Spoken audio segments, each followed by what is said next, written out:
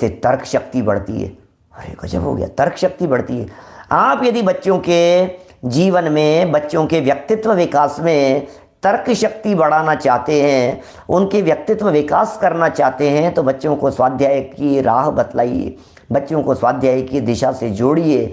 बच्चे यदि स्वाध्यायी होंगे, बच्चे यदि अभ्यासी होंगे, बच्चे यदि स्वाध्याय करेंगे, बच्चे यदि जिन वचनों को पढ़ेंगे, बच्चे यदि शास्त्रों को पढ़ेंगे, इन पंक्तियों को पढ़ेंगे, तो आप ये निश्चित मान करके चलिए उनकी बुद्धि कुशाग्र होती चली जाएगी, स्वयं में भी हो जाएगी। ज्ञानावर्णी कर्म के बादल चढ़ते हैं भाई साहब।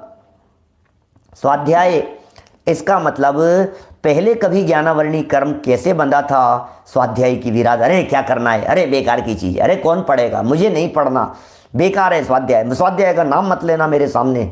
इस तरह के खोटे परिणाम करने से पहले ज्ञानावर्णी कर्म तीव्र हुआ था, बुद्धि मंद थी। आज अवसर मिला है जनवाणी का बहुमान करने का, आज अवसर मिला है जनवाणी का सम्मान करने का, आज अवसर मिला है स्वाध्याय करने का। बच्चों को लगाओ, सत्य पथ पर लगाओ, सत्य मार्ग पर लगाओ, सच्चे रास्ते पर लगाओ। यदि जन जन हम सब मिलकर के यदि बच्चों को सच्चे पथ और सच्चे मार्ग पर लगाएंगे, तो कह रहे हैं उनकी तर्क शक्ति बढ़ेगी, बुद्धि की प्रकर्षता होगी। ये बुद्धि का विकास कैसे हो गया? ये कैसे इतनी बुद्धि का विकास हो गया?